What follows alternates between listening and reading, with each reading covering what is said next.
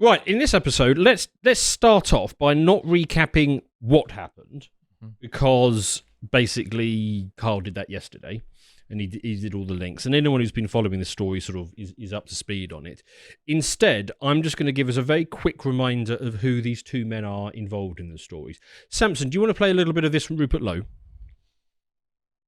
The mass rape of young working-class white girls by mainly Pakistani men on an industrial scale. That is a rotting stain on our country's history. I do not say this lightly, but it makes me ashamed to be British. We failed those girls, and heads must roll. I want deportations, not just for the rapists, but also the family members who are aware of their heinous crimes. If that results in tens of thousands of deportations, then that is what must happen. I want prosecutions. So that goes on, but you get the gist of what the man Lowe is about. Let's compare that. Just quickly say. But the nub of it is. Go on then. Just quickly say. Some people say, "Oh, that's really based," or "That's really sort of," or "That's right wing," or reactionary stuff. It's complete common sense. I think that's perfectly normal. reasonably moderate. It's completely normal. Yeah, that's just applying the law. That's all that is. 30 years ago, that would be mainstream centre-left, Labour, maybe. You never know. Well, maybe wrong wrong 30 years ago, but yeah. Absolutely nothing wrong with anything you said there. No, absolutely. Let's see if we can detect any problems with what the party leader says. We have a Muslim population in Britain growing by about 75% every 10 years. Right? That's just where we are. Mm-hmm. Can't stop that. If we politically alienate the whole of Islam, we will lose. We'll lose. So how does one include We them? will lose. Nonsense. By 2050. Nonsense. Goodness knows what kind of a terrible state we're going to be in. Mm-hmm. Yep. Okay. He's not prepared to do a damn thing about it. I just say to that, no. That's just pure weakness. Elon was right. That's weakness. That's capitulation. So that's moral and political cowardice, that is. Now, we need a leader of men who stand up and make the difficult arguments. No, I don't want a nightmare future of sectarianism and balkanisation. No. The interesting thing is, though, Bo, is we knew about this for months. In fact, we knew for a long time that there's a problem with Farage. We have a very English polite way of thinking that things will change and things will just be, maybe he's secretly maybe he's like, okay, well, he may change. No, How many we've times? not seen anything. How many times does he have to betray the base of whatever party he's in? How many times do we have to go through that? Morgoth did a good video about this the other day. How many times does he get himself put on a pedestal and then betray the base? I mean, there's two aspects to this, isn't there? One is all the individuals he's betrayed. So the Morgoth point is that Farage has ended more right-wing careers than left-wing pressure groups and communists ever have. He's been working his way through the right-wing movement, picking up people of talent, bringing them on board, waiting until they're just at the point where they've got a real voice of their own, and then immediately sabotaging them. And he's done that. So strange. Maybe dozens, maybe scores of times. What Completely is that? lost track. What is that if not gatekeeping and containment? Yeah. What else can you call that? That's the thing. I genuinely don't know if this is a pathology or an actual containment operation. Yeah. But the thing is, Little it doesn't, column A, it little doesn't column B. matter because the outcome is the same either way. And to add, there's only so much you can say. Well, it's someone whispering in his ear, giving him advice on all these things. We've all talked about egotism. We've all talked about whether that plays a massive role. It's the only really answer. And a lot of people that are going on all the mainstream platforms, Talk TV, GB News, all of these guys, people that were close with him or, have worked with him, are saying all the same thing. This is all about him.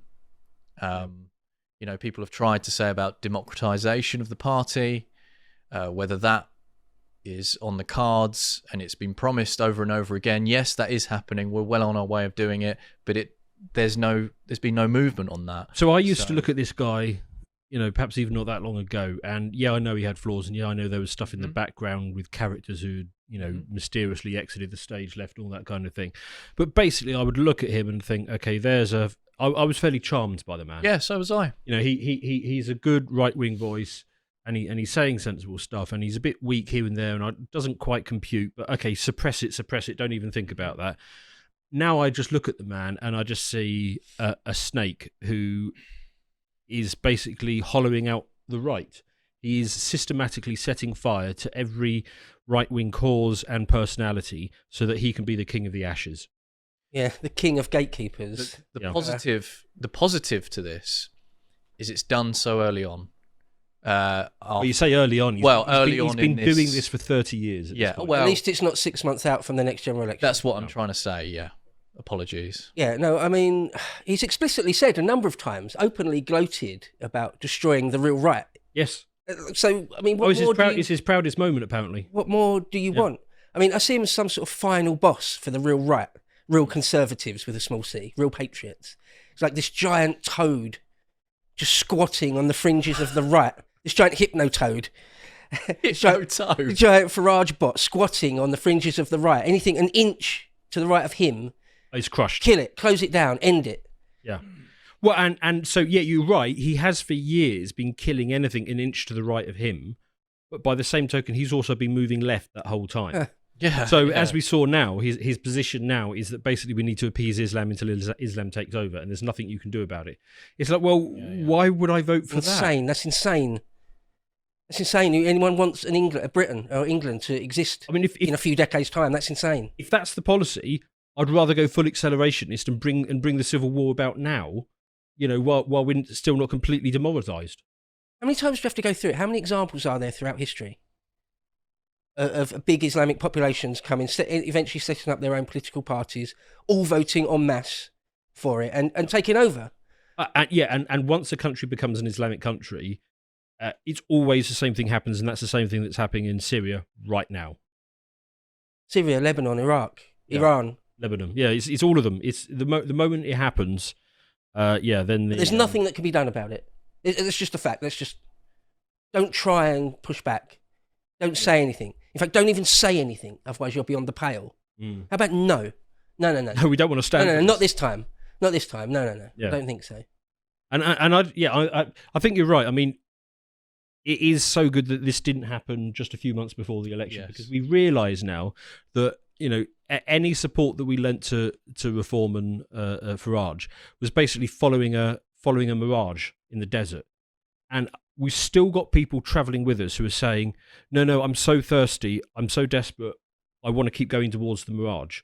And it's like, no, if you keep going in that direction, you're taking yourself further and further away. You're just making it more difficult. Any energy invested in Reform at this point, I realise, is just wasted energy, because he is either consciously or unconsciously a containment effort. I'd like to say as well, obviously I'm coming at this from another angle as well. Man is very fallible, as we know, extremely fallible. You can't really... that's why idol worship throughout history is extremely frowned upon in all sorts. So we have to remind ourselves that, people, mankind is extremely fallible, and we can see with Farage how fallible he is. Not to give him credit, because what he's been doing is just totally outrageous. I've met him twice, and I'll keep it quick. I've met Farage twice. Both times it was very rude to me personally. Okay. One was at a Reason conference where I was with Maya Tuzi, and we spoke, and he said, would you like to meet him? I said, yeah, I'd love to. That was great. So I got to meet him, shook his hand, and I said, the first thing I said was, oh, it's lovely to meet you. And this was a few years ago now. And I said, really admire what you've done with, Brexit and everything. Thank you. And he went, you need to get out more. What? Really? What? That was what he said. Wow. He said, non-sequitur maybe you should get out more. What? And I went red, and everyone around laughed, and I felt so humiliated. And I was kind of like, wow, that's weird. I mean, I have people come up to me on the street, and they're supporters. You're just always nice to them. I mean, that's just. He went, I said, I'm a massive fan. What your work's done is fantastic. And he went, maybe you should get out more. That was the response. So I still have that. Even years ago. I mean, last time I met him must have been almost 20 years ago. But I went down the pub with him and had dinner with him, and he was perfectly charming and all the rest of it. Yeah, great. I mean, one thing I have heard said is that the plane crash changed him. Yeah. That maybe he's got some sort of PSD after that or something. But then, to be fair, this behaviour of destroying rivals was going on. Sure. Well before that. Sorry. So the second time was during this campaign of reform, and met him in Clacton, and I thought, I'd try and get like a question at least. I wanted to actually confront him about his comments about Tony Blair, him being the Tsar, the V, can't say the full word, but about whether he's rolled back on that comments. Does he still believe in that? The video's still up of him, exclaiming that. But I started with a first question because he was attacked several times during his campaign. That's awful. And I said, how are you mentally coping with that? First question, fine. Walked straight off. Didn't want to. I asked, may I ask you a few questions? And he went. And I'm sitting there going, I don't know if he knows me. I know I wouldn't expect him to. That's fine. Whatever. It doesn't matter. I'm not bothered about that. But bit of courtesy, I thought. And after those two interactions, I put the first one behind me, and I thought, fine. But the second one, I realised after, like, you can't rely. I just want to pick up on something that somebody's mentioned in the comments about, it's down to Zaya Yusuf has captured him and that kind of stuff. Right. I'm not sure that's the case, because this is a pattern of behaviour that goes back well before Zaya Yusuf. I think Zaya Yusuf was selected because he's the right sort of hatchet man for him. He can do the internal hatchet stuff. It wasn't by accident. Yeah. Was it? Yeah. I mean, just because Nigel was strong on Brexit, that doesn't really mean anything. Okay, he was based on the European project. All right, fine. Yeah. Well done. Mm-hmm. Yeah, and everything else is just some Tory wet, some liberal, really. Yeah, well, and he's hiring wets as well, yeah. Some globalist. Yeah, any Tory who wants to join him. He's not the guy. It's like he found the crown in the gutter, but just booted it along to a sewer drain. Yeah. Oh no, he found the crown in the gutter and immediately sold it to a Sri Lankan called Mohammed, who wrapped it up in a used nappy and popped it straight in a skip. You compare that to Lowe. I mean, Lowe's staff wrote a letter for him, basically saying, look, they fully appreciate what it is that, the way that Lowe behaves. They point out this allegation of bullying, which apparently was so severe that they needed to report Rupert Lowe to the police. And just bear in mind, the reason you report somebody to the police is because you want them jailed. Right? Yeah, and that's what reform did to Rupert Lowe. It turns out that these bullying allegations were not only just coming from his staff, but actually they're coming from a woman who was just on the verge of being dismissed, and on her way out, she decided to make up all these vexatious complaints, and one of which was a bullying, and that's what he's been reported to the police for. I mean, this is a beautifully well written letter from Rupert's staff. In fact, it reminded me in terms of well written letters to this, which is the Islander. So if you would like to support us, we are demonetized. We don't get anything from YouTube whatsoever. The only reason we are here is because people support us. If you don't support us, we're not going to be here any longer. So if you'd like to do so, please buy Islander 3. Very smooth. I like that. Yes, I did that as much as I could. The underlying issue that I got here, and Burnside pointed out very well, is D.I. Burnside. Yes, D.I. Burnside. He's still active on Twitter. Blast from the past. He points out if Farage can contrive a load of horse something against his best MPs, don't think he is above spouting absolute something ahead of the next election. He has no intention of delivering. And this is the main thing. It's like Nigel used to say he used to be at the right-hand side of the Overton window, but even as the Overton window expands, he's actually been moving further to the left. He's saying now, no, under no circumstances are we going to deport anyone. Even the Tories and the Labour Party are now to the right of reform. I think he's out of touch. I think he hasn't read the room. I don't really like the expression, but there's been a vibe shift with Trump and Vance and everything. Yeah, you would have thought that would be emanated here, trickled down. And now there's people like Jenrick and the people that surround Jenrick are further to the right than Nigel. So what's the point? Yeah. So what's the point of it? I know. Well, the point is possibly to carry on destroying right-wing careers. I mean, that seems to be the only function he has left. I don't see how it can be described now, after the Lowe incident. I don't see how it can be described as anything other than a containment project. Yeah. I mean, we talk about the number of personalities that have been taken out by Farage, but I mean, here's another one that I completely forgotten, and I saw this pop up, and I thought, oh yeah, Henry Bolton as well. I mean, it's legion, the number of people. I mean, I remember Kilroy Silk and Godfrey Bloom and Stephen Wolfe, Batten, Susan Evans Batten, Ben Habib, of course. But when you start looking into it, there are literally dozens and dozens of these people that he's taken out. And Henry Bolton here, he basically just explains quite neatly the way it was done to him. And basically it's they throw a lot of shit at you and some of it sticks. And he has a bigger megaphone than the person that he's smearing. So some of it sticks, they keep repeating it, they push him out the party. What's he going to do at that point? And that's it, you're done. Done it again and again. The real patrons have got to step over Farage, got to get past him. Yeah. He's simply in the way. Now, it's as simple as that. The way that Boris or Rishi was just simply in the way. Yes. Of saving us, of saving this country once again from a nightmare future of endless sectarian violence. We have to remember and the balkanisation. We have to remember as well, the Uni Party has 4 parties, all with the same. And Reform was supposed to be the odd one out, but they're not, clearly, because Farage has wanted to be in Parliament for a long time. He came second or third in a lot of his, elections, of him trying to win a vote to become an MP, and he's finally got it, this arc that he's finally fulfilled. And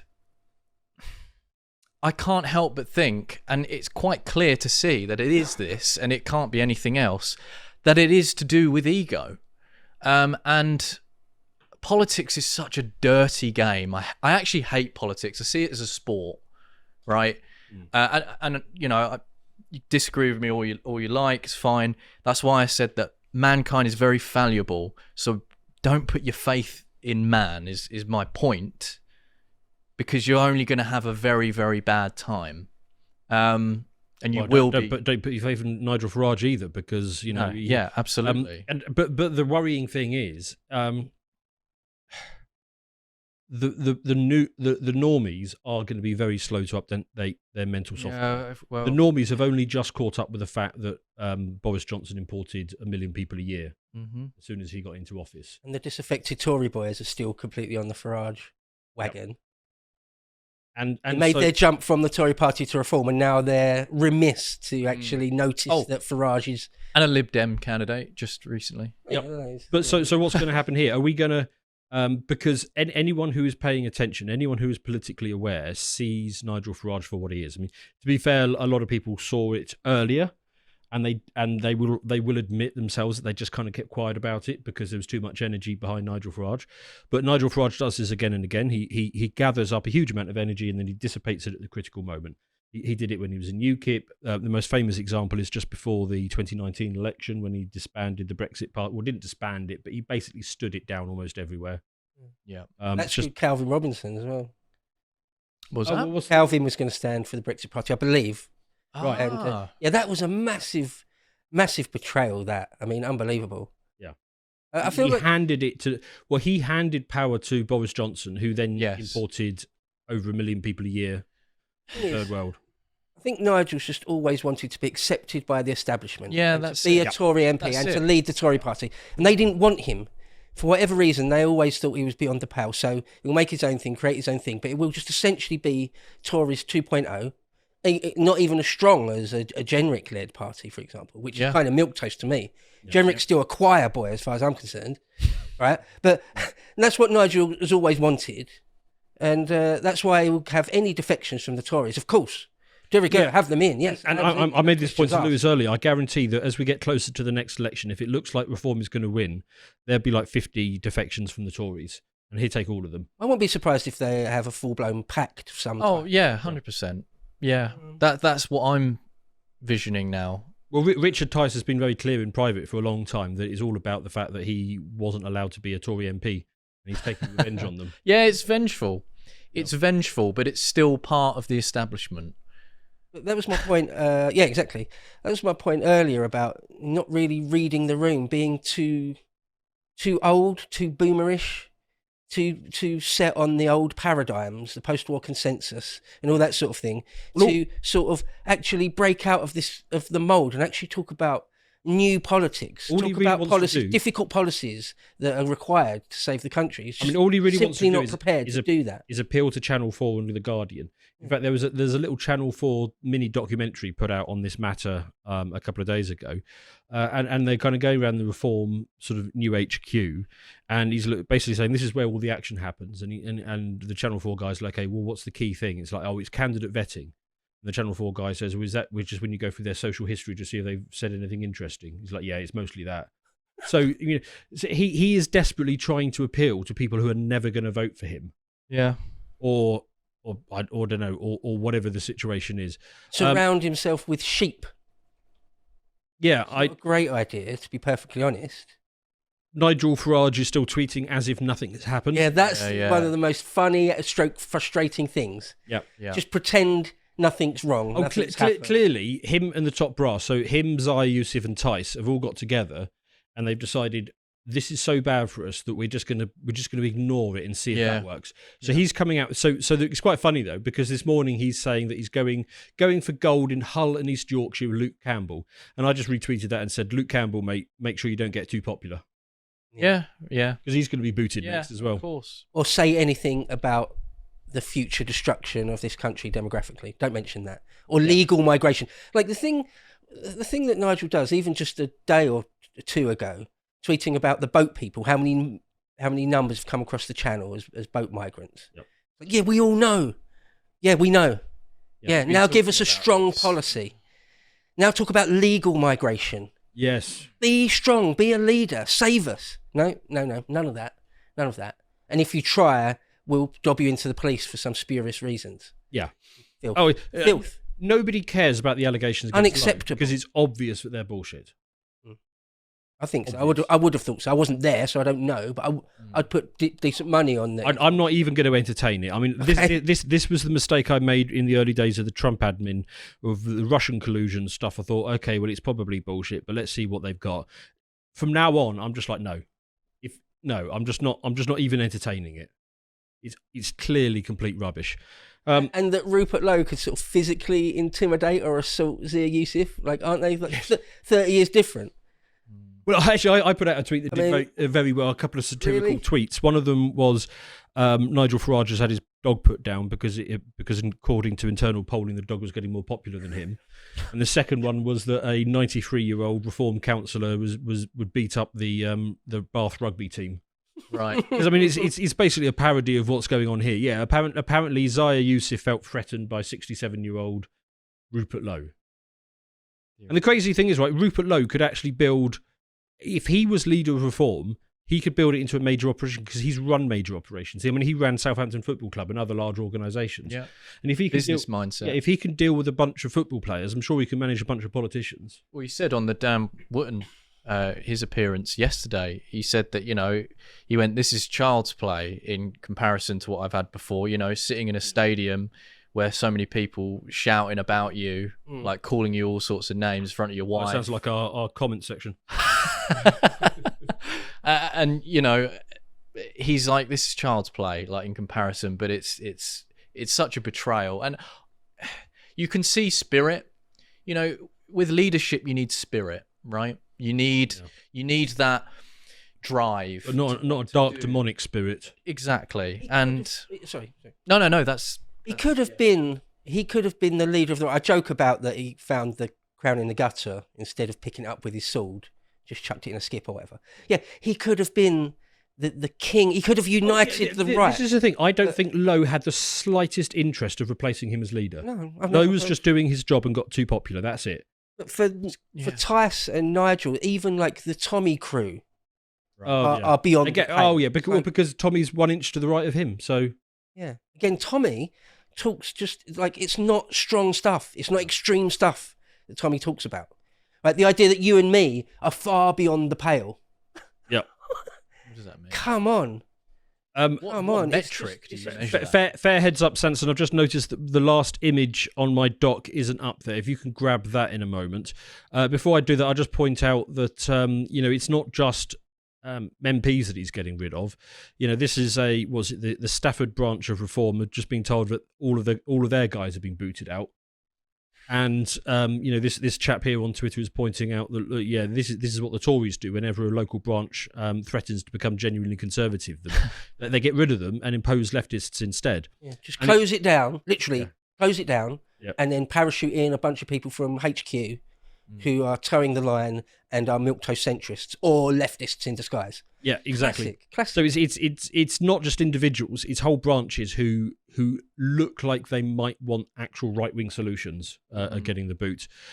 This is interesting, though. This was fascinating. This was a poll that came out just before we went on air, so I just managed to grab it and add it in because my concern is that basically the Boomer Reform voters wouldn't catch up in time. But this is interesting. 33% of Reform voters now think the party would do better under a different leader.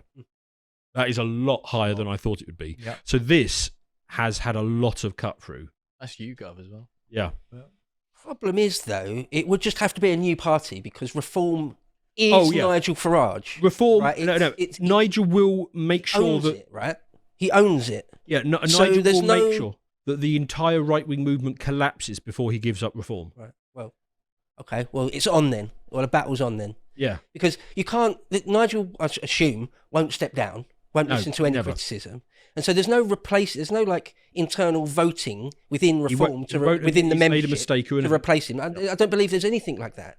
It's like a company, essentially, isn't it, that he owns or majority owns. Yep. So he's not going... There's no change of leadership happening in Reform.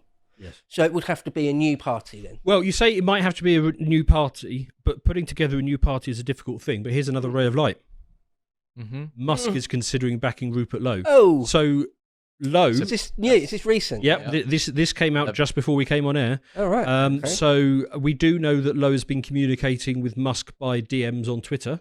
Really? And Musk is apparently saying, Lowe, if you form a new party, here's a couple of $100 million for you. So actually, it's not impossible that we get to do something about this before the next general election, because we can't have Nigel Farage sabotaging the right again and again. Yeah, remember as well, like I said earlier, the Uni Party has about 4 or 5 parties. So what's an extra one? Like, in terms of the alternative. It's like Bo says, step over. Yeah, step over. You've got to step over it. Reform are, Isn't Zia Yusuf an actual WEF? Yeah, I've heard of it. Yeah, he was a WEF leader. Yeah. If Rupert could make a new party and just get in all the talents, getting people like Habib so and Starkey. Much right-wing talent left. Get all the sidelines. X ones that Farage has banished. Well, it's not even that. I mean, this media outfit as a start would throw our weight behind it. We would support it. Nigel has nothing to do with it. He's never had anything to do with us. Do you remember back in 2016, Trump was out there doing all the media himself. He was going on all those podcasts. By 2024.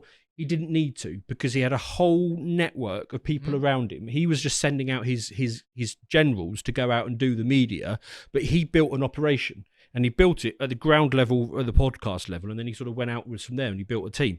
Farage isn't doing any of that.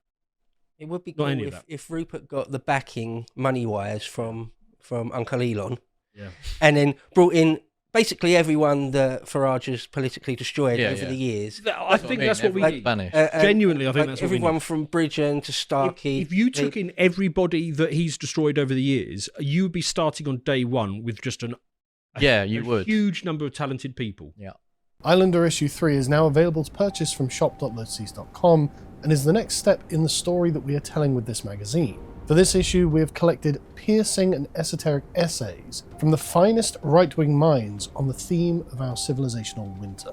Each of our authors is an expert in bringing forth the most important hidden revelations from the lowest reaches of the soul, and it has all been beautifully rendered in a medievalist revivalist aesthetic. For this issue, I commissioned a new translation of the ancient Anglo-Saxon poem, The Wanderer, and have written a companion essay exploring how it is a reflection of our modern experience. I personally feel that this is the most important thing I've ever written, so I will be looking forward to your feedback on it. We have resolved our distribution issues, with the magazines being printed in advance of the orders, so we can guarantee that you will receive your copy very soon after ordering it, and you will also receive emailed updates so you can see exactly where it is. Hopefully, issue 3 can provide you with the space and context to engage in deep reflection about the nature of our circumstances, to discover hidden truths about yourself and find the resolve to make it through our spiritual exile.